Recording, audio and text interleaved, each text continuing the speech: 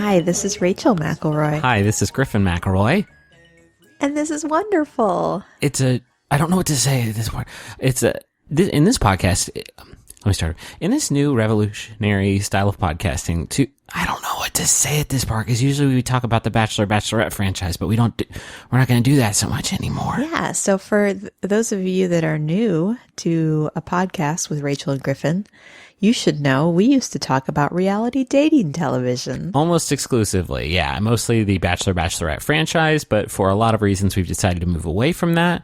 And talk about things that just sort of universally make us happy in this new show called Wonderful. We did a pilot episode a few weeks ago when we were kind of testing out the waters to see what we wanted to do. And the answer was, and maybe it's a lazy answer, but wouldn't it be nice to live in a world where you could just do a podcast about mystery-flavored dum-dums if you were just fucking feeling it? And I'm feeling it. I'm pretty much always feeling it. So every episode, we're just going to endeavor to sort of talk about things we're enthusiastic about. We're going to ask you to share some things that you're enthusiastic about that we will then share enthusiasm about until we're just like, come on, feel this energy. That was so loud. Feel it. Are you feeling the energy in this space right now?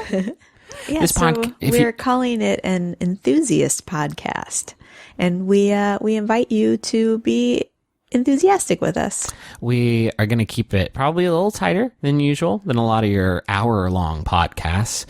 Partially because, and maybe you could tell this by the fact we're whispering and grimacing at the loud hot rod that some teen high school fucking jock is driving outside, is that we almost always record when our baby's asleep. Yeah, so we have a 9-month-old baby. His name is Henry. And he shares a wall with our recording studio. It's true, but he has 2 pink eyes and we think an ear infection. So at this point, his sensory game is less than perfect. So maybe we can get a little bit louder here in the studio. I'd rather not. Just because he's operating, not at 100%. So maybe we should just get started and start just tucking away into some things. Do you want to, and this is important because this is going to be our first one.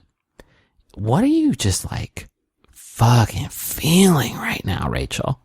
What are you into? And keep in mind that like the success of our podcast either it hangs in the balance here because people are going to tune out if it's not a good one. But I don't want to put too much stress on you, but just make sure it's like really sells the concept that we've been sort of stressing about for the past few months. I got one. Just really make sure. I can't stress this enough. Splits the uprights, perfect. Touchdown. Pressure is sky high. Okay. You know how in a touchdown they have to throw the ball through the uprights. So go ahead. Okay. Let's hear it. Now I'm going to preface this. This is an expression. It is not one that I myself use, but when other people use it, I'm always delighted. Okay, so our first one is an expression. Let's hear it. No worries. Let me give you an example. Yeah. So sometimes, for example, let's say you accidentally bump into somebody, or you take the last bag of charcoal at a grocery store. And happens a lot because I'm always making just big charcoal fires in the yard. And you start to apologize to the person and say, oh my gosh, I'm so sorry. I know that you were going to take this bag of charcoal. You are assuming a lot about how I handle things socially. Because most of the time, like I am apologetic, but I'm also, my need to okay, let me give an example. To lower myself before somebody is also sort of up against my desire to never talk to like a stranger. Let me give an example that you'd be familiar with. So you're at GameStop. Oh, this is first episode of Wonderful, and you got to come for my games.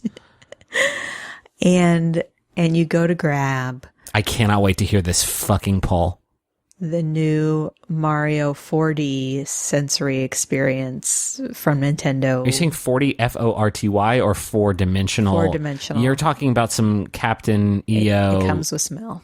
It comes with smell. Comes with smell. That's These are the ones that got to smell. That's the tagline. What's the smell? And don't be racist against Italians. Or I guess he's not really Italian. I heard that he's not going to be a plumber anymore. He's done being a plumber. And you could also come to Wonder for all your just breaking video game news. But Mario, he's done being a plumber. It's wild to me that Nintendo can just say that.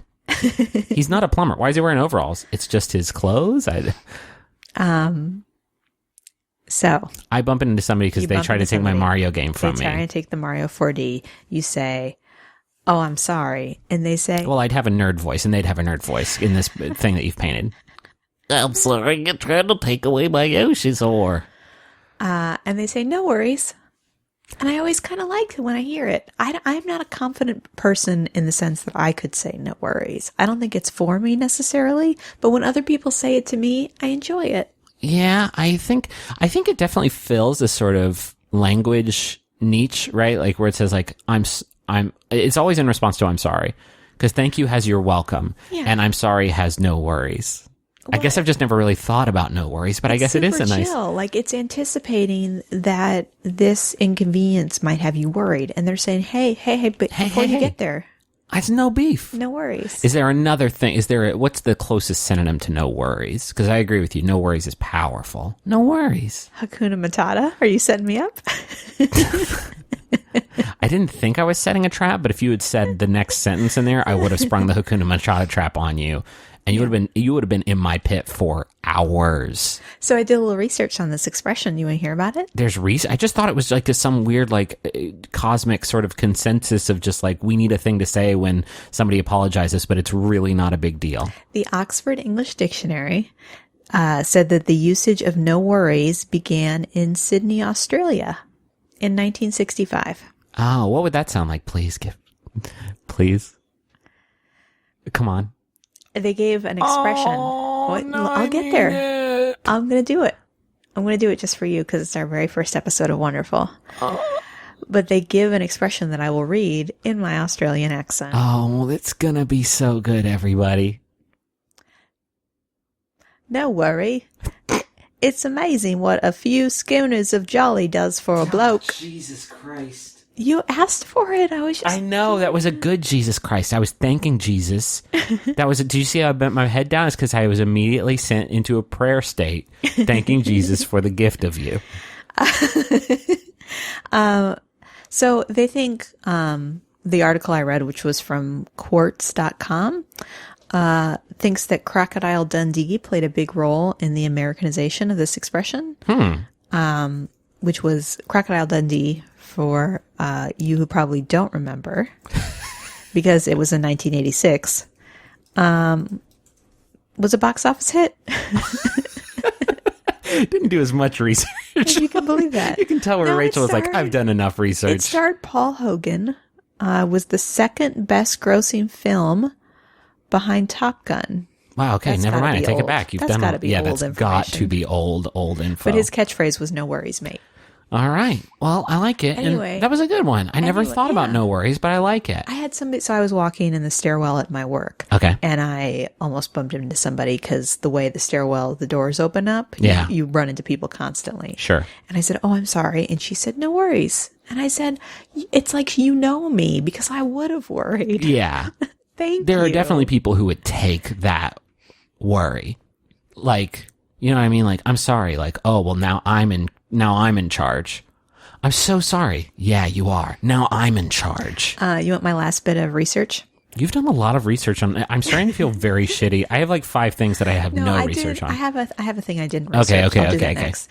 But this website I went to, this quartz.com website, said that the expression is also very popular in Malaysia, Singapore, Australia, as we mentioned, New Zealand, Philippines, and then behind all those, the United States. Okay, so that's maybe why it's not. People in Malaysia are saying it constantly. It's a thing that I have probably said 100,000 times, and I've heard 100,000 times, and I would not. If this was on an ACT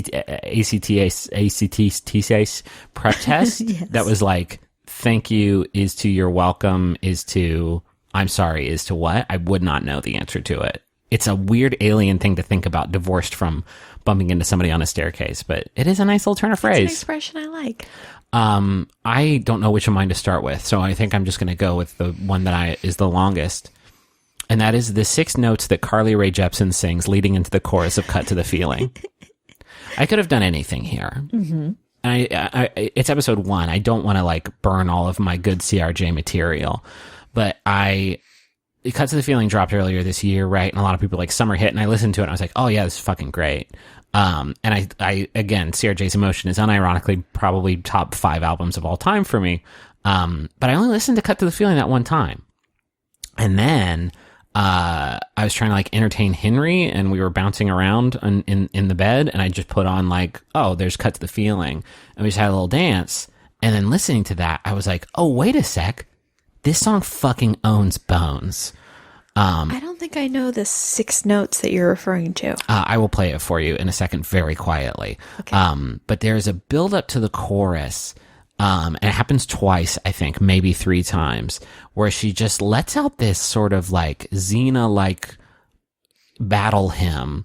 I'm going to cut it in here. And is this fair use? I think we're probably going to be talking about like songs on here. So I think we got to put on like 5 seconds of a song, as long as let's do a parody of it. More like Butt to the Feeling. And now it's fair use. I went to journalism school and I know all about fair use. If we just say Butt to the Feeling from now on, then we're clear to play this clip. Well, and I took one journalism class in college, so. And it was all about fair use and Butt to the Feeling. It was, and Carly Rae Jepsen, which was weird because it was 2001. They should absolutely, well, I think what was she doing then? She was probably on like Kids Incorporated or some shit. Was that on it too? Yeah. Kids Incorporated is my next pick, so we can just transition right into it. So here's a clip. Those 6 notes, powerful. Just let them fill you with like, maybe you're going through something right now. Just let them fill you with power and light.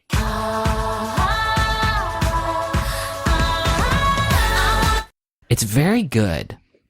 When's that new album dropping is what I want to know. The answer is nobody knows. But I read Carly, an article that she like has hundreds of songs. I read an article that the next album could be like 40 hours, just songs long. Like she was on tour and she was just writing nonstop. She's just writing. We got to see her live. We did. It was a literally lifelong dream. I wanted to talk about this because like Carly Rae Jepsen really does make me extremely happy. And I feel like there's some parts of my online persona, and this is like something that is really kind of tricky to manage, is there are things that are kind of ironic, and then but I try to keep most of it above board, right? And Carly Rae Jepsen is definitely one of those things. Like, I definitely think she fucking rules, and Emotion is a really, really good album. But to this day, I'll tweet about Cut to the Feeling or a video that I made of myself messing around in some game to Favorite Color, which is like one of my favorite songs. It's a CRJ track off Emotion, and people are like, oh wow, I just started listening because I thought you were joking this whole time. What is it you think that you like about her? I think it is like, I think it just kind of the happy poppy sensibility. It is a type of like elevated pop that I am not a music critic at all, and so like I super don't really want to like pretend like I know what the fuck I'm talking about. The music is very good. Like, there's some fucking fresh beats on the first one. And it just represents this, like, I feel like there's a sort of ongoing narrative thread. And again, I'm showing my ignorance here of just like pop stars saying like, well, mastered pop, let's try something else. And it feels like between her few albums, Kiss was the one before Emotion. That was the one that had Call Me Maybe on it. And that was like, Call Me Maybe is like, I think a lot of people were ironically into that song, but I thought it was kind of a jam. Yeah. And now Emotion just has transcended and like been this like just really, really great album. But like to finish my point, I was on YouTube on one of my weird like 1 a.m. deep dives, and I was just watching music videos because I never watch fucking music videos anymore. Yeah. And I watched a new Katy Perry one and a new Taylor Swift one, the new Taylor Swift one. That's the new song off of her Ed Hardy album. And they were both so bad. And it just kind of like, I don't know, it just made me appreciate like, oh, you're just like crushing pop, right? Like, this is the best pop now, I feel like. Here's what I'll say about Carly Rae. Hit me. I feel like what I like about her songs is that one, there's this kind of feel of like triumph, like she's just conquered something and she's like joyous, and also like she's coming out on the other side of some shit. Yeah. You know, there's like this energy to it that you only get when you like come out on the other side of some shit.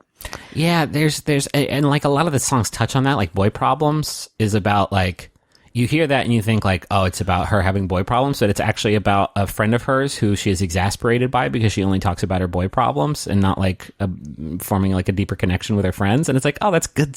That's really good stuff. Making the Most of the Night, you hear that and it's just like, oh, it's just like a, you know, Kesha style party anthem. But by the way, don't even get me started on the new Kesha album because I've started listening to that very recently, and holy fucking shit, it's extremely good also.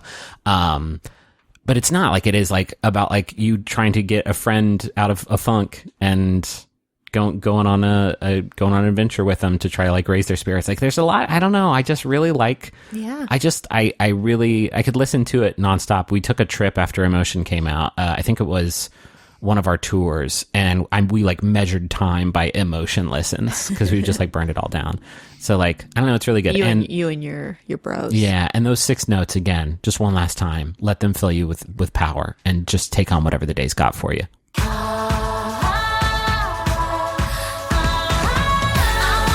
You got another one? Yeah. I'll do my less specific one now. Okay. Movies about baseball.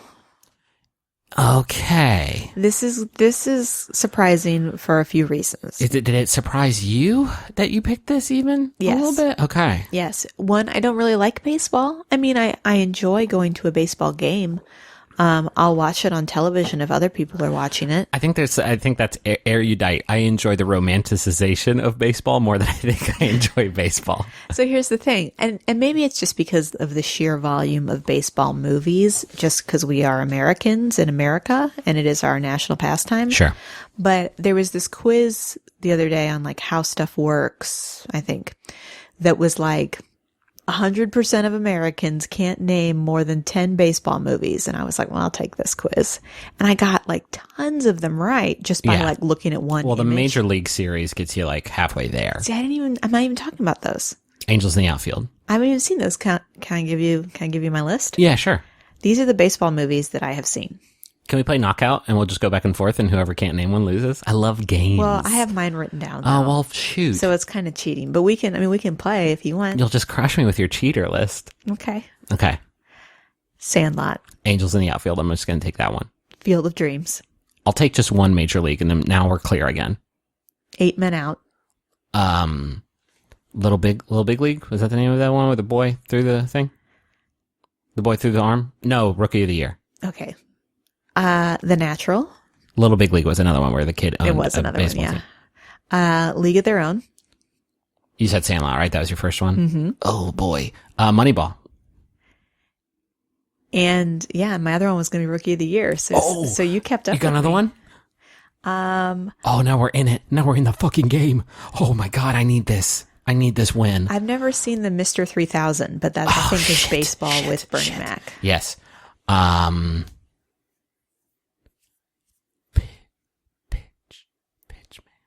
Ooh, Pitchman. I've got that one too. Pitchman. No. Pitchman. Are you thinking of the Jimmy Fallon movie? Oh, Fever Pitch. Oh, did I just give that to you? You did. This is not a good podcast. Bad News Bears one? Probably. Fuck this. This is not good podcast content. It's our pilot episode. We can't sit here and just prove how much baseball movies we know. So all of that to say. Yes. I realize a lot of those movies I listed, like Field of Dreams, for example, are movies that are pretty much entirely about baseball, and I love them, and I don't love baseball. You don't dig on baseball. I like a movie with an underdog. You know, anytime there's like a team or a player that has to overcome some kind of adversity. Yeah. And maybe the nature of having innings in a baseball game kind of sets up that drama for you. I think that's it. I think it is a game that is based around like really powerful like structure for fictional drama. Because football is tough to get that across. It's a third down and there's 7 seconds left. What's that? I think I figured it out. So when a person comes up to a plate, like all eyes are on them. That's it. For an extended period of time. Here comes Tony Danza. Here comes Tony Danza. He's up there and he's going to do it. Tony Danza in Angels of the Outfield. That was who you wanted to get Tony Danza as the, okay. It's 2000 and Tony Danza. Okay, go for it. Let her rip. Tony Danza from Who's the Boss. But I think any other sport, most players only get a few seconds. Like they have the ball for a few seconds or they have the puck or whatever. Baseball, that person could be at the plate for a long time. I also think in a baseball movie, it's easy to create a lot of characters. Yeah. You know what I mean? Fucking Daniel Stern and apparently Angels in the Outfield's maybe the only one I've seen. Just sort of tall, gawky dude chewing a bunch of chaw all the time. And that's that one. And then there's Tony Danza. And Christopher Lloyd was an angel. I don't think I've seen Angels in the Outfield. It had a very good I message. saw Rookie of the Year, which came out around the same time. Were there angels in that one? No. Then they did not screen it at my church. Did watch it there. And I watched it and I was like, oh man. So your church saw angels in the title and we're like, this seems good. We did do I remember at my church, we did a movie, like, it didn't last long, but we had like in the summers, we would do like monthly or whatever movie parties. And one of the times it was Angels in the Outfield and folks got into that. One of the times it was Signs.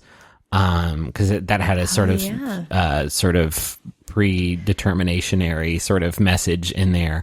And then one time it was just The Fugitive, and it was like, yo guys, we lost the plot a little bit, kind of, maybe, sort of. Good flick, but well, it's about a man on a journey for Christ, but also to exonerate himself from a murder he did not commit. Hey, how do we go to the ads? I'm relying on you on this one. Oh, throw me a lifeline. I definitely think we can keep doing the yeah.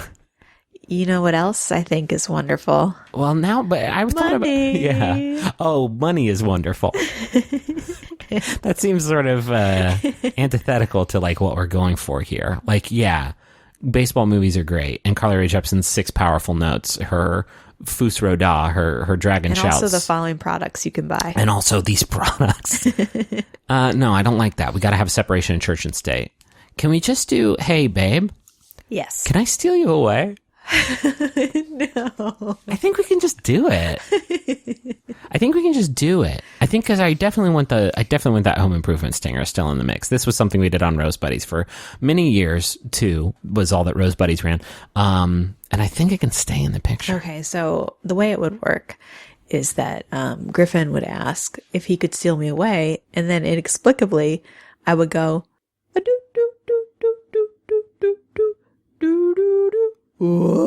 see, that was a pretty good stand. That was more of a getting back to basics, sort of a vanilla swirl. Yeah, we don't want people to feel lost when you sing the home improvement commercial break music.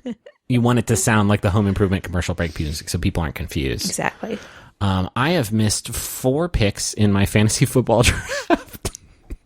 I don't know why I thought I could do this and podcast at the same time.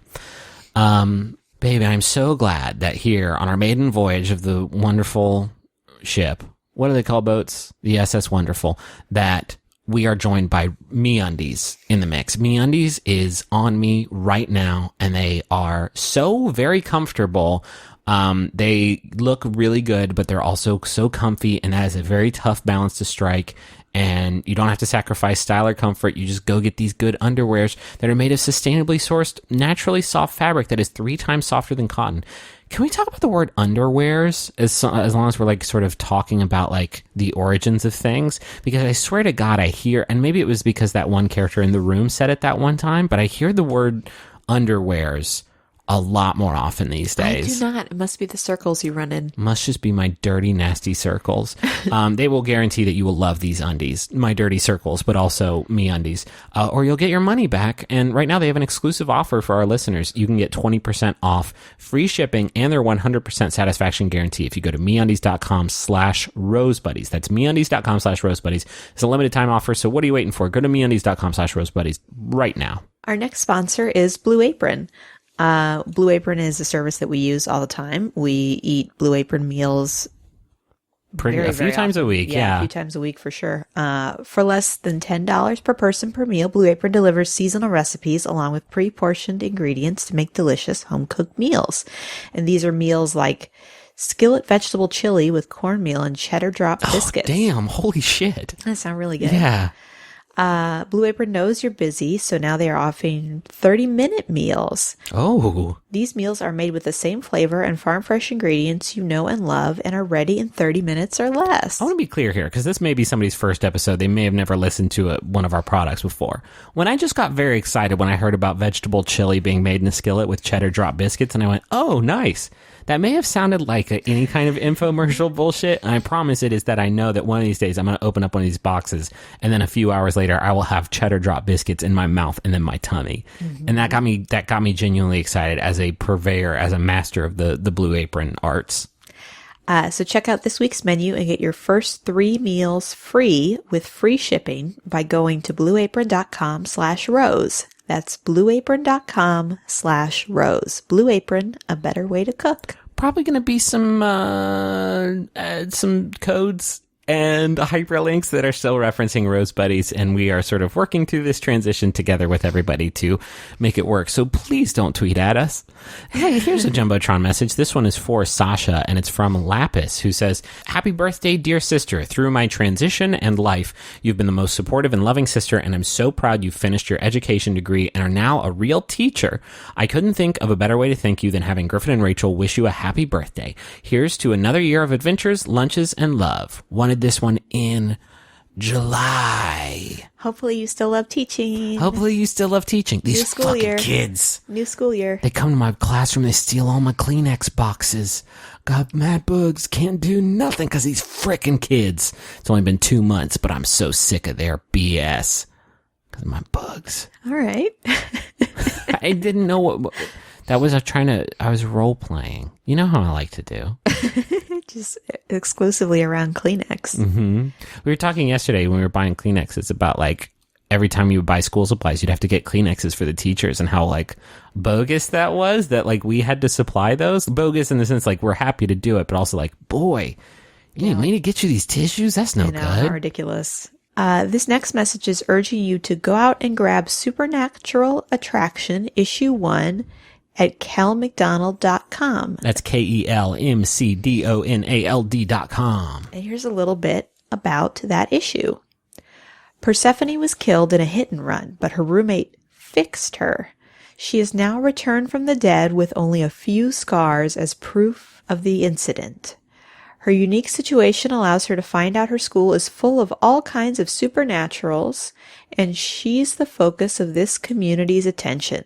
The first issue of this digital comic is up for sale at kelmcdonald.com. Listeners looking for some supernatural comedy mixed with romance will get 40% off with the code When You're Ready. It looks like When You're Ready is spelled WhenYourReady. So you may want to try that. So you supernatural romance comedy. Those are all things we like. Yes. I mean, gotta have my supernatural. Just breaking it down word for word, those two brothers, what won't they shoot? Demons. And then comedy. I mean, that's my whole lifeblood. And then romance. A little bit of this right here. A little bit of that. A little bit of this. He's gesturing to me and him. A little bit of this. And then there's some... There's some obscene gestures. Go check out that thing. Hey, Londoners! Do not miss out on your chance to see the Beef and Dairy Network, Jordan Jesse Go, and Judge John Hodgman live at the London Podcast Festival from September 13th through 17th. Tickets are still available, so realize what you've done wrong and fix it. Get those tickets. For more information, go to MaximumFun.org and check out the live shows on the right side of the page. Go! Do it! I want to tell you about a thing I've been real into lately. And you, the listeners, so strap in. I want to talk about virtual reality. Uh-oh. Expand your mind, broaden your horizons. Why'd you say uh-oh? Uh-oh. Why did you say uh-oh? Because I'm thinking of the arcades where you stand on the platform and everybody watches you. They have one of those at my mall that you would like fucking jam your entire child skull into. And if you didn't possess a child skull, which sadly I didn't as a child, I had a 45-year-old man's skull when I was 10 and I still do to this day. And you would look around and you'd be like a little laser tank. But like it was such garbage. What are you talking about? I am talking about the thing that's like your foot is literally touching a headset. Oh no, it's about 6 inches away. I'm just talking about virtual reality, and like this is I don't want to like geek out too much.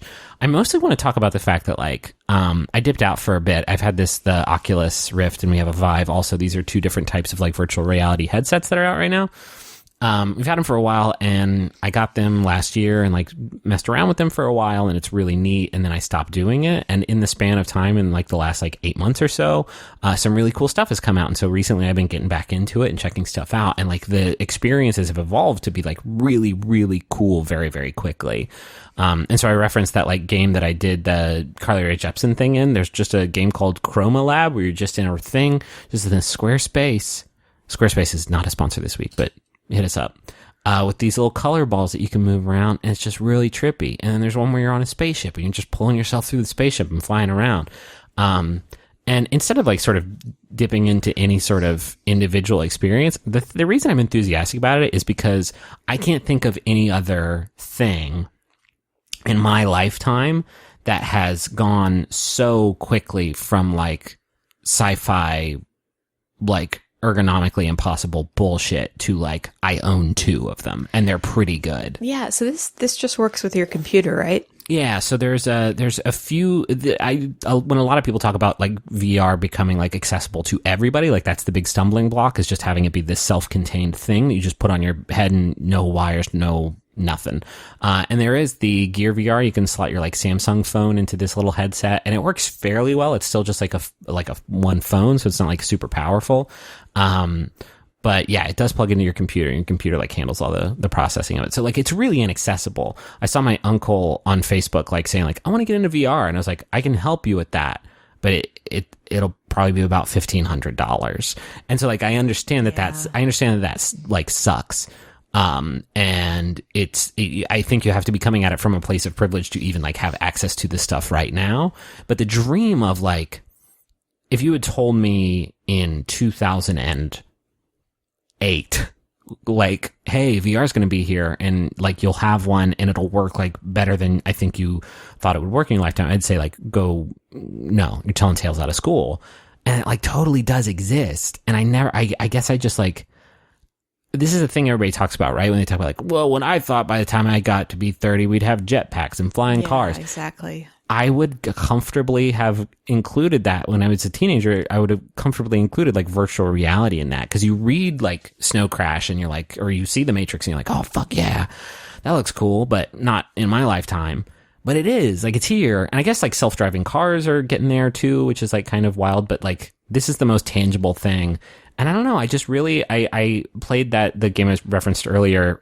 You're this like robot on a spaceship and you have an astronaut there with you who's like a human being, and you're just like alone on this ship with them trying to go around and fix stuff. And it's this like quiet, very like character driven VR experience that felt like extremely real. And like the whole time I was playing it, I was like, I can't believe I'm 30 and have this, like, and not like 90, like I can't believe it, or dead. Like I'm just like blown away that this stuff exists. And even though it's like still really expensive and not like perfect or accessible to everybody, like by the time it is, which I still think could be in my lifetime, like can you imagine being in school and like strapping on a headset and then like all of a sudden you're on this magic school bus adventure to like the prehistoric ages? You know what it reminds me of is like, you know, when people listen to like audiobooks, and so sometimes you'll be talking to somebody and they'll say like, oh yeah, I've read Grapes of Wrath, and it's like, oh well, no, actually I listened to it, an audiobook. Like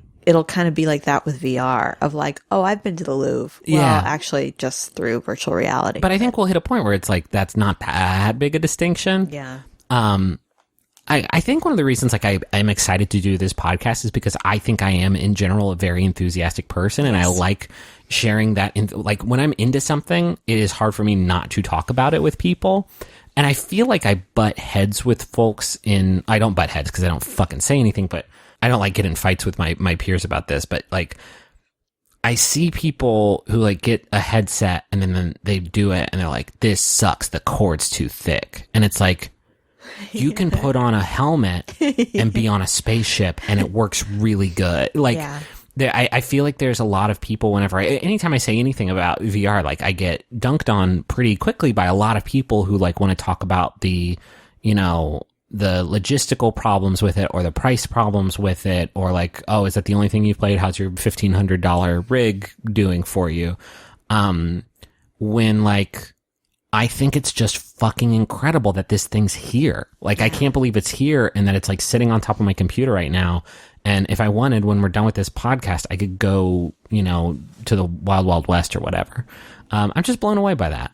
No, it is pretty incredible actually, because I know I've gotten to use your VR headset a couple times, and it's just totally immersive. Like, you lose kind of all awareness of your actual settings and the other people that might be in the room with you. And that's something I didn't really expect from virtual reality in our lifetime. I thought it would be like platforms and arcades, not like suddenly I'm in a totally different world.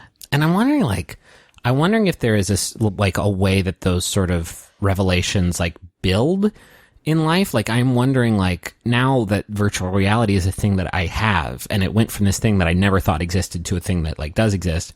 All of a sudden I see fucking Elon Musk like, yeah, you're going to go to space, you know, whenever you want by 2040.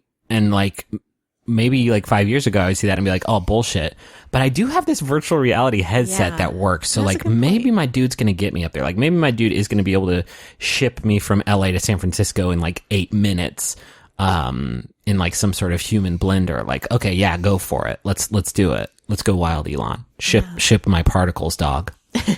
What's your third thing? My third thing is the grand prize game. The Bozo show? Yes. Oh my God. Wait, was the grand prize game a segment in the Bozo show? Yes. Okay, but it wasn't the whole Bozo show. No. It's the only thing anybody ever remembers, though. What the fuck else was Bozo and Spifford like? What were they doing? Like hijinks? Clown hijinks mostly? Just like pouring cups of water on children or something? Yeah, there was a little of that. Sketches. So the grand prize game that Griffin and I know and love. I'm so in love with you. I love that. I love you so much. I'm so glad that this is a thing we're talking about to millions of listeners on the internet right now. It's the grand prize game. So in the run of the Bozo show, there were like 2 Bozos. What? What? The show started in 1960 with... Oh, I guess you'd need 2 Bozos then. Yeah. because of the cruel machinations of time. Yeah. Time makes bozos of us all. There's the title of our episode.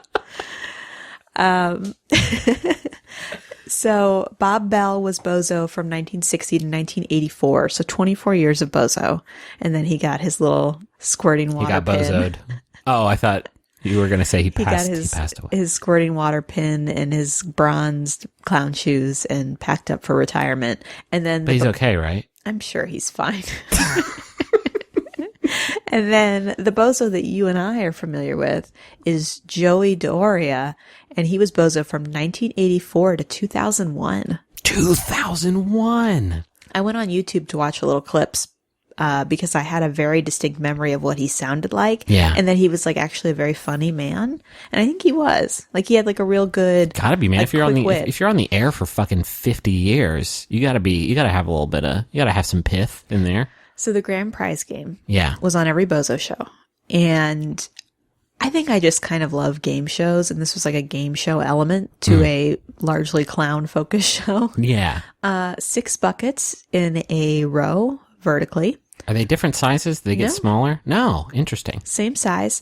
The first bucket is basically right where your toes are. You stand behind this blue line. I've definitely seen kids beef that bucket, though. Well, you can never lose the first bucket. Bozo would always pick up the ball and let you have another try. But you know Bozo would, like, talk some shit about you anyway backstage. Well, a lot of the kids... Beef the first one again. Good work, Dougie. A lot of the kids that go on the show are, like, 4 or 5 years old. Like, they should be able to drop a ball in a bucket. One of my brothers had a McDonald's birthday party, and we have a home video of it, and they play a game where you have to hold a straw up to your nose and drop it in a cup. And is that a thing people did? I don't know. Okay. They had one where they had to stack up all of the, like, styrofoam burger boxes and see who could stack up the most. A lot of games in the McDonald's. It's weird that you have such a strong memory of this. I can remember literally everything from every second of my home videos. It is the only thing. You've watched them a lot. 100,000 times. Yeah. So, by the time we were watching, so apparently this game used to just feature silver dollars, and that used to be a prize that you could get. Yeah. But by the time we were watching, he would put $100 bill. Holy In the shit. 6 bucket. So the 6 bucket is the furthest away. You have to get all 5 buckets and then the 6 to get the $100 and the bicycle. And by the time we were watching, you would get a trip to Disney World That is the most. for like 4 days. A 5-year-old can't handle that fucking stress. Are you kidding me? Like, it's kind of like Carmen Sandiego. Like, very few people. You know, conquered. Joey was putting that hundo in there himself. Like, no way. I got to make it interesting for me. Is that what he sounded like? It's been a while. No. A bozo spifford, get over here. What I also remember very strongly, so the Bozo show was on WGN, which is located in Chicago. Archway cookies. You remember that? No. There used to be a big, like, giveaway. Like, there was always On the Bozo show. Yes, there was Okay. always an at-home player that was playing along with the kid. I remember Safety Pops. They were dishing out Safety Pops like mad. I don't remember that. There were suckers that had the little loop at the bottom. And I don't know why I there were... remember Safety Pops. Okay. I just don't remember that as a feature on the Bozo show. I think that was a big feature on the Bozo show. What I remember is that anytime someone gets the first bucket, everybody in the studio audience gets a little something too, along with the kid that is played. And it was almost always Archway cookies. Okay. Archway cookies, I think, had like the little windmill cookies. I remember they were very tasty. I remember... But anyway, the reason I bring that up is that I remember nothing else about the Bozo show. It's like you mentioned. Yeah. Nothing. I used to watch that show all the time, and I think I was exclusively watching it for the grand prize game. I have a theory about why even we are talking about the grand prize game right now. And it is that I remember I was in college and I was fresh out of a long-term relationship and I got invited over to my friend Michael Bradbury's house. And he was like, you got to play this game and get drunk with us and just like hang out and drink and play this drinking game. And I rolled up and I was like, all right, let's see what everybody's talking about. And I was nervous, because I'd been in a long-term relationship, hadn't been like partying much, hadn't had much of a big social life. And so I wanted to like hang out. Then I rolled up and they had beer pong set up and I was like, oh, I know this motherfucker. I know. Oh, this motherfucker right here? I know him. Yeah. That's the grand prize game.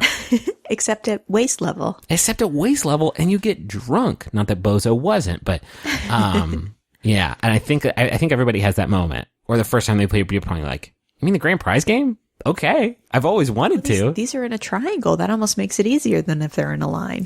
Hey, we're about to wrap up, but before we do, we got a few great submissions. If you want to send in a good thing that you're into right now, you can go to wonderfulpodcast@gmail.com and just drop us a line. Keep it fairly short, just like a sentence or two about this thing that you're into, and maybe we'll talk about it on the show. The first one here is from Rebecca, who just says, Haruki Murakami, Thai street food, new floors, cooking with bacon fat. That's great. That's great. Especially, I love cooking with bacon fat. Oh, yeah, I especially love Haruki Murakami, but yes. Anti-street food. And you know what else? New floors. We've never gotten new floors, but when you go into a place that has new floors, it's like, oh, hell yes. We got new windows, though, and it changed our life. Windows are just floors for the walls, Ooh, baby. it's beautiful. Anyway, here's another one from C, who says, Hi, Griffin and Rachel. I'm excited to say I just got my first job. I currently work at an ice cream shop, which is great as I get to eat ice cream while I'm on break. I also made $100 last week, and I was finally able to buy myself Breath of the Wild, the new Zelda game, on the Nintendo Switch. Hopefully my job keeps being fun and I don't get sick of the ice cream soon. I hope you two are having a good day.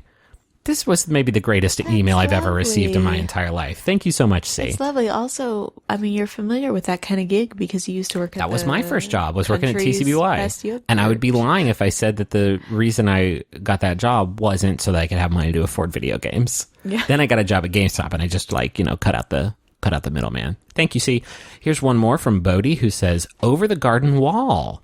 A 10-part cartoon miniseries that takes about an hour and a half to watch through, absolutely dripping with cool autumn vibes. It's got a great voice cast too, and the soundtrack is unbelievable. I even bought a copy of the soundtrack on vinyl, and with New Zealand shipping costs being what they are, it was a pretty big purchase, still worth every cent. We've seen that. We've watched a couple episodes of this. Yeah, And Justin McElroy turned us on to that. yeah. If you want to get a message on the show, again, just shoot it to wonderfulpodcast@gmail.com. And I think that's probably going to do it for us. Thank you so much for listening to this pilot of our show. Thanks to the Maximum Fun Network for supporting our transition into this new program. Yeah, it's been sort of a scary thing that we've been sort of struggling with for a little while. And also thank you for listening. Like this was a big thing was like figuring out the logistics of like the back end stuff, but a big thing is like we know that you have listened to this other podcast for a long time, and we have sort of lost interest in doing that podcast, and we have appreciated all of the support we've gotten from folks who just like want us to make things that we're enthusiastic about, and that's really cool. Oh, I also wanted to thank, you may have noticed our super great art that we have now for our new show, and that is a big thank you to Louis Zong, who did a incredible job. He is a very accomplished animator and artist, and we were very lucky to have him do that for us. Yeah, he works on We Bare Bears, which we've been very, very into it's a great show. lately.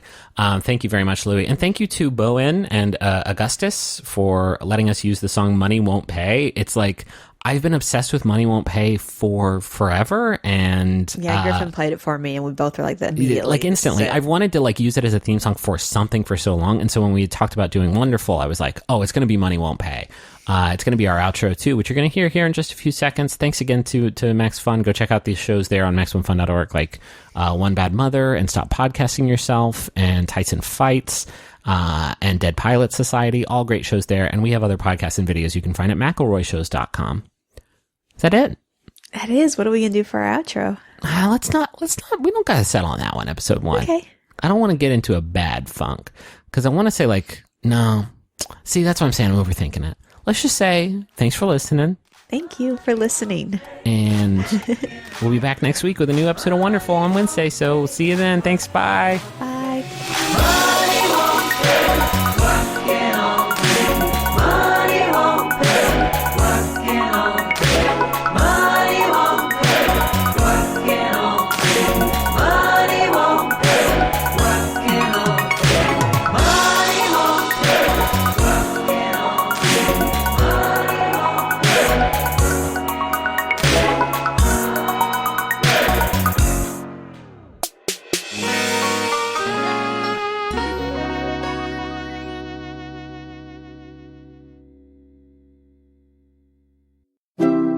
MaximumFun.org.